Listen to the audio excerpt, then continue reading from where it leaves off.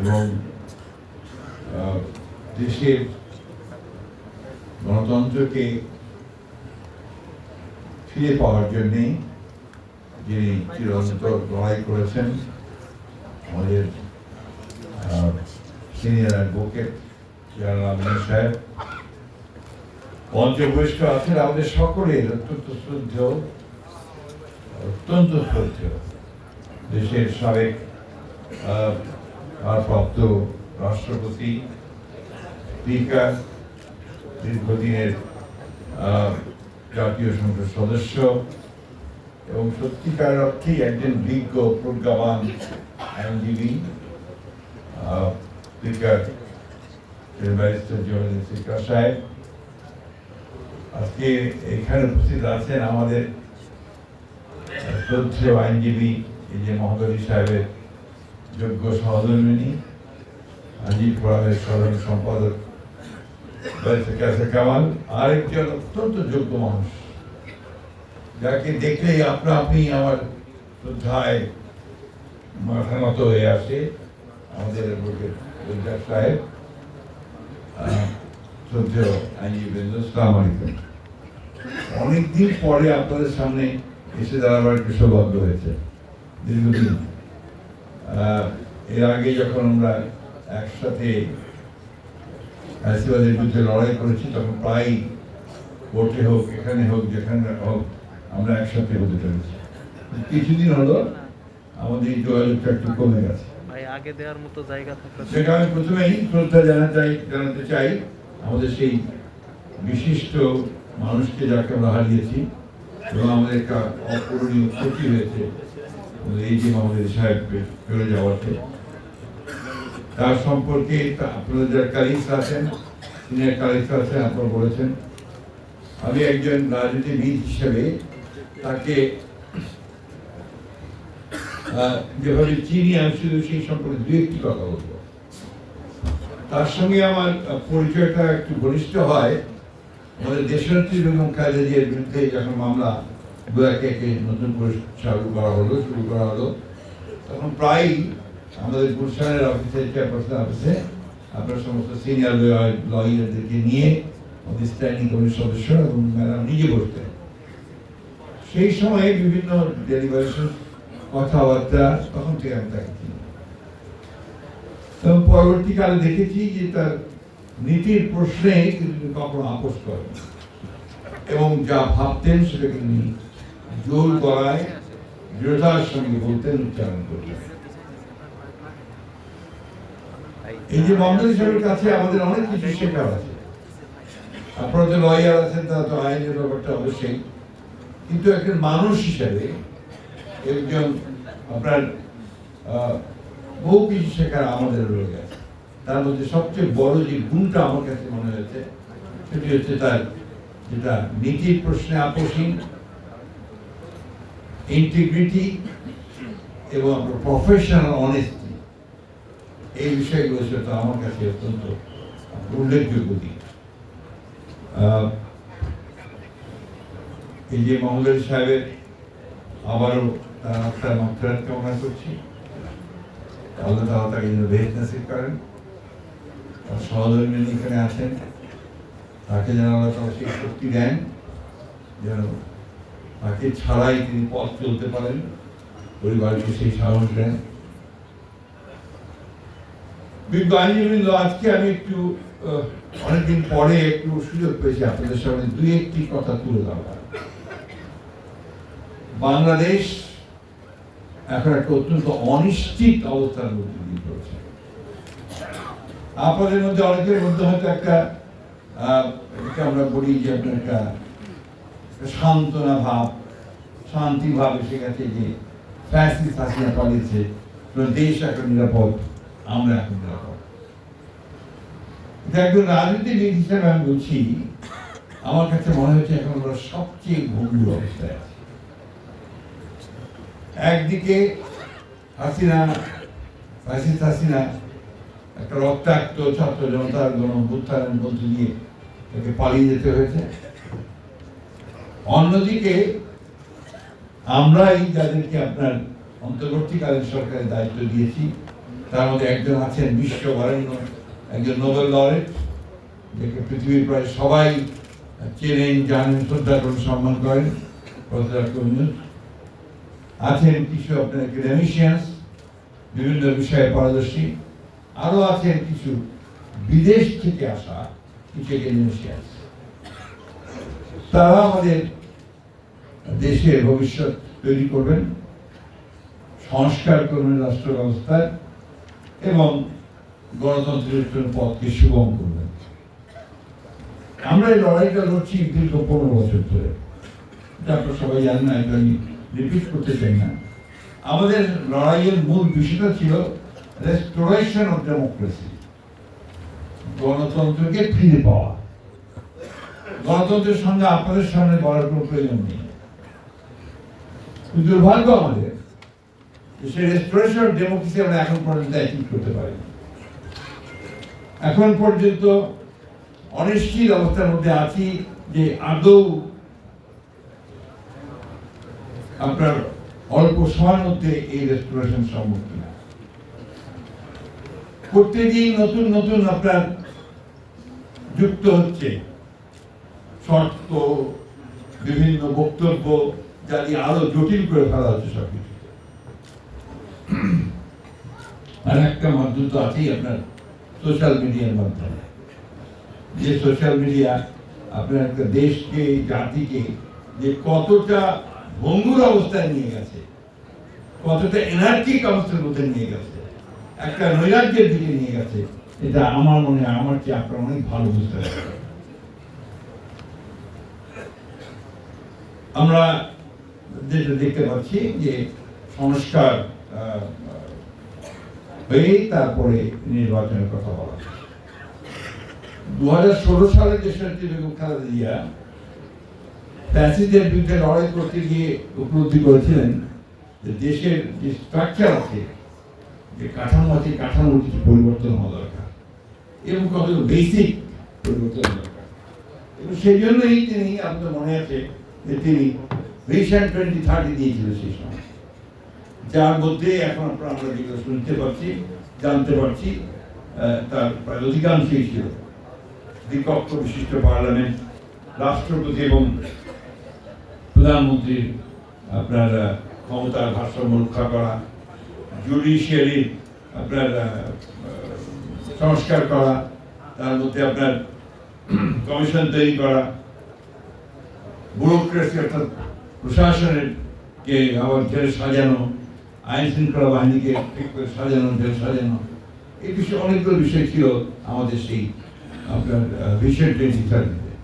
তার মধ্যে একটা বড় বিষয় ছিল, উনি বলেছিলেন রেইনবো নেশন, একটা আপনার সেই রামধেনুর একটা জাতি তৈরি হবে, অর্থাৎ সকল ধর্ম বর্ণ সবাইকে নিয়ে আমাদের সেই জাতিতে তৈরি হবে, জাতিটা জাতিসত্তা তৈরি হবে।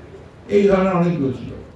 এবং ওটারও পরে দেশনেত্রী বেগম খালেদা জিয়া যখন আপনার কারাগারে চলে গেলেন আপনাদের সকলের সামনে দিয়ে, তারপরে 2022 সালে আমরা বিশেষ করে আমাদের নেতা ভারপ্রাপ্ত চেয়ারম্যান তারেক রহমান সাহেব, তিনি উপলব্ধি করলেন যে আরো পরিবর্তন করা দরকার।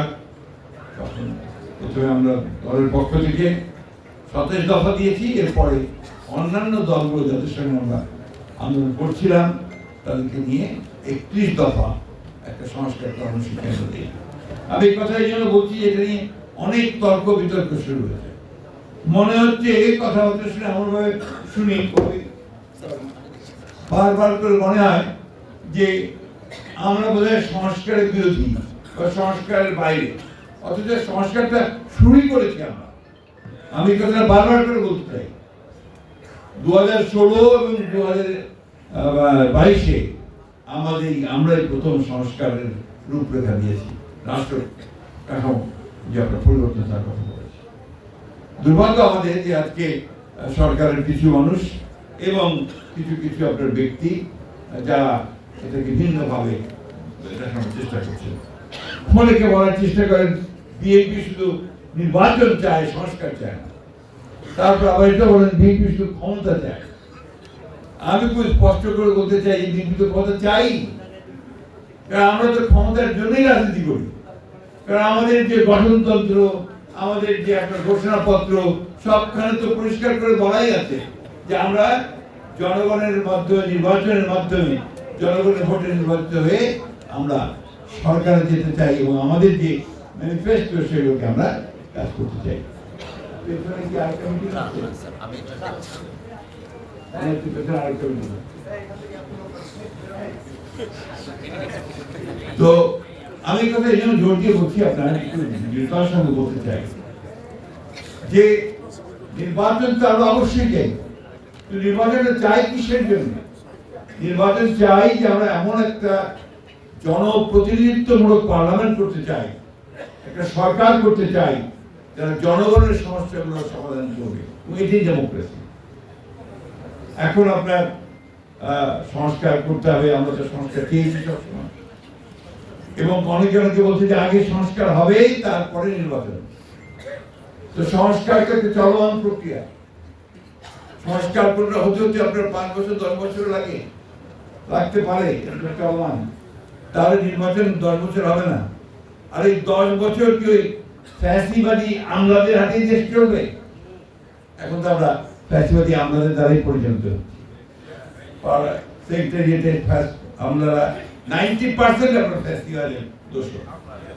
আপনারা এখন এখানে আলোচনা করলেন যে আপনাদের এই বারে এখানে এখন অনেকেই আছেন যারা ফ্যাসিবাদের দোষ,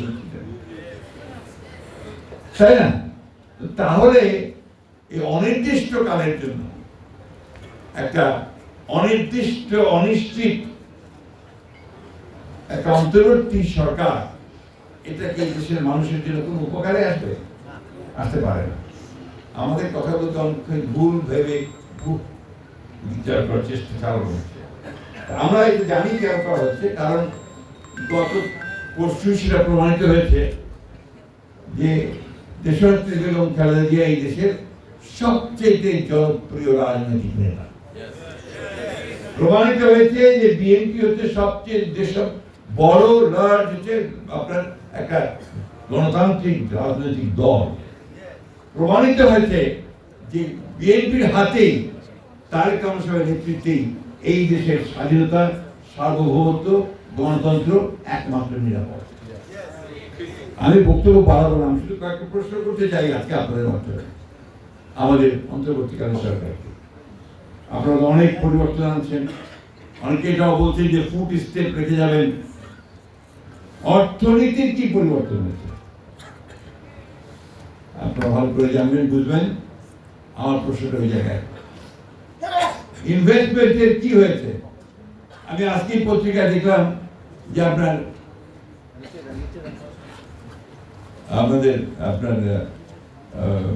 যে ফ্যাক্টরিগুলো, আমাদের যে আপনার গার্মেন্টসের যে ফ্যাক্টরিগুলো, অনেকগুলো বন্ধ হয়ে যাচ্ছে।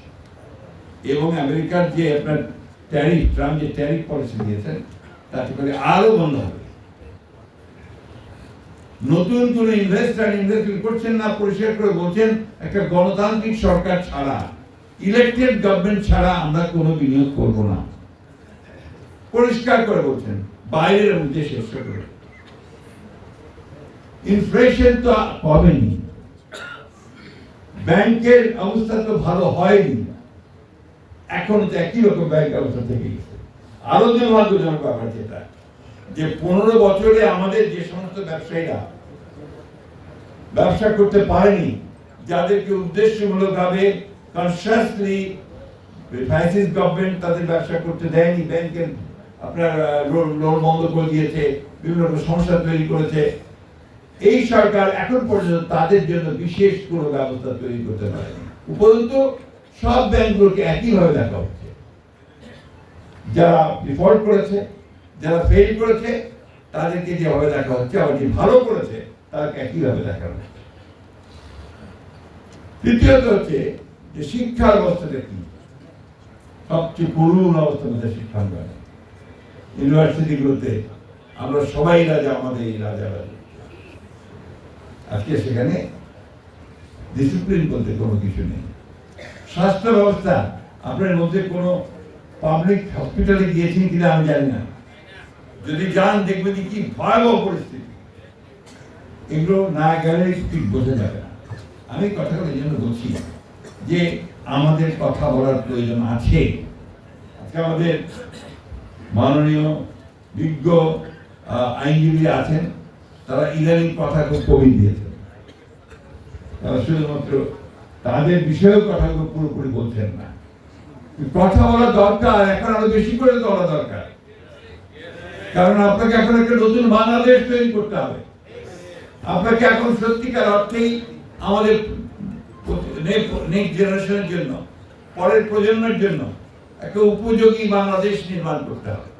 সেটা নির্মাণ করতে হলে কোথাও যেন ভুল না হয়, ইচ্ছাকৃতভাবে যেন ভুল তৈরি করা না হয়, গণতন্ত্রকে যেন ব্যাহত করা না হয়, সেই বিষয়গুলো আপনাদেরকেই লক্ষ্য রাখতে হবে। কারণ আপনাদেরকে ধন্যবাদ জানাই, কৃতজ্ঞতা জানাই যে বিগত ফ্যাসিবাদ বিরোধী আন্দোলনে আপনাদের ভূমিকা ছিল অনবদ্য, উল্লেখযোগ্য। অনেকেই আপনারা নির্যাতিত হয়েছেন, নিপীড়িত হয়েছেন। এমনকি আমার এখন মনে আছে, সেই ভদ্রলোকের নাম বলে যায়নি, এবিউ আহমেদ, তাকে পিটিয়ে মেরে ফেলা হয়েছে। তার নাম আমরা করি না, তার মৃত্যু দিবসটা কিন্তু পালন করি না। We should do it. কারণ এই মানুষগুলোর কথা আমাদের মনে রাখতে হবে। আমাদের মনে রাখতে হবে যে প্রায় 60 লক্ষ মানুষের বিরুদ্ধে মিথ্যা গায়েবী মামলা দেওয়া হয়েছে। আপনারা সেই কেসগুলো করেছেন, করছেন, এখনো করছেন। প্রায় 1700 মানুষ গুম হয়ে গেছে ইলিয়াস আলী সহ। আমাদের প্রায় 1200 মানুষকে, দুঃখিত 20,000 মানুষকে প্রায় গুলি করে বিনা বিচারে আটক করে হত্যা করা হয়েছে। এই ঘটনা ঘটেছে। তো ভাবখানা শুনলে মনে হবে যে নাথিং, আমরা কিছুই করি না। এই বিষয়গুলো আমি আপনাদেরকে আজকে স্মরণ করিয়ে চাই যে এখন আপনাদের সময় এসেছে। বিশেষ করে এই যে বাংলাদেশ সাহেব যে কজকে সামনে রেখে, যে উদ্দেশ্যকে সামনে রেখে লড়াই করেছিলেন এবং আপনারা সবাই তার সঙ্গে একসাথে লড়াই করেছেন, সে লড়াই স্তীমিত করলে চলবে না, সে লড়াইকে আরো জীবিত করতে হবে। এবং আমাদের দেশনেত্রী বেগম খালেদা জিয়া গত পরশু যখন ফিরে এসেছেন এবং তার স্বাস্থ্যের মধ্যে, তার চেহারার মধ্যে নতুন করে আমরা আলো দেখতে পেয়েছি এবং গোটা জাতি আজকে নতুন করে আলো দেখতে পেয়েছে। এই সময়টাকে হাত কাটিয়ে নিয়ে আমাদের সামনের দিকে এগিয়ে হবে। আমি অন্তর্বর্তীকালীন সরকারের সাফল্য চাই, বারবার বলছি, আমরাই তাদেরকে বসিয়েছি, কিন্তু এমন কোনো কাজ করবে না যা জাতির বিরুদ্ধে যাবে, বাংলাদেশের মানুষের বিরুদ্ধে যাবে। এমন কোনো কাজ করবেন না যেটা বাংলাদেশের মানুষের জন্য উপযোগী হবে না। আজকে এমন কাজ করছেন যে বাংলাদেশের মানুষ কিছুই জানে না। প্যাসেজ দেবেন, করিডোর দেবেন, সেই করিডোর দেবেন, কারোর সাথে আলাদা করছেন না, কোন রাজনৈতিক দলের সঙ্গেও কথা বলছেন না। আপনি একটা করিডোর দিয়ে দিচ্ছেন আরাকানে, যে আরাকানে আর্মি কোন গভর্নমেন্টই নেই, কোন এন্টিটি নেই। যদি দেওয়ার প্রয়োজন হয় 100 বার দেব, মানবতাকে যে সাহায্য করতে হয় সাহায্য করব, কিন্তু আপনি তো দেশের জনগণকে নিয়ে সেটা করবেন, রাজনৈতিক দলগুলোর সঙ্গে আলোচনা করে করবেন, কোনো আলোচনা করবেন। এবং এখন দেখা যাচ্ছে তাদের যে দায়িত্বপ্রাপ্ত যিনি আছেন তিনি অনেক কথা বলছেন। তার মধ্যে একটা কথা গতকাল বলেছেন যে সে যেই থাক ইসের পাশে, বর্ডারের পাশে, তার সঙ্গে আমাদের আলোচনা করতে হবে। তো তার সঙ্গে আলোচনা করতে পারেন, আর দেশের মানুষের, জনগণের সঙ্গে আলোচনা করতে পারেন না? আলোচনাটা করেন। আমরা তো দেশের স্বার্থে, স্বাধীনতার স্বার্থে, গণতন্ত্রের স্বার্থে, সার্বভৌমত্ব রক্ষার স্বার্থে আমরা কখনোই তো বাধা নয়, বরঞ্চ আমরা সামনে এসতে হবে। প্রাণ তো আমরাই দেই, লড়াই তো আমরাই করি। সেই জায়গায় অনুরোধ করবো, দয়া করে বাংলাদেশের মানুষকে আন্ডারস্টিমেট করবেন না। এখানে কিছু কিছু পণ্ডিত, আপনার একাডেমিশিয়ান সবাইকে বসে যদি মনে করেন যে ইম্পোজ করে দিতে পারবেন কোনো কিছু, যেটা এই দেশের মানুষের পক্ষে যাবে না, সেটা কোনোদিনই করতে পারবেন না। আমি আপনাদেরকে ধন্যবাদ জানাতে চাই। অতীতে আপনারা লড়াই করেছেন দেশের জন্য, মানুষের জন্য, গণতন্ত্রের জন্য। আপনারা লড়াই করেছেন সত্যের জন্য, সত্য প্রতিষ্ঠার জন্য। আপনারা লড়াই করেছেন আপনাদের বিচারালয়ের বিচার বিভাগের স্বাধীনতার জন্য ভবিষ্যতে আপনারা আপনাদের সেই সুনাম অক্ষুণ্ণ রাখবেন এবং দেশের গণতন্ত্রের জন্য আমরা দ্রুত আমরা আপনার ট্রানজিশন হতে পারি, আমরা ফিরে যেতে পারি, সেই জন্য আপনারা আপনাদের ভূমিকা অক্ষুণ্ণ রাখবেন। আমাকে আমন্ত্রণ জানার জন্য আপনাদের আন্তরিকভাবে ধন্যবাদ। আসসালামু আলাইকুম। ধন্যবাদ জানাই।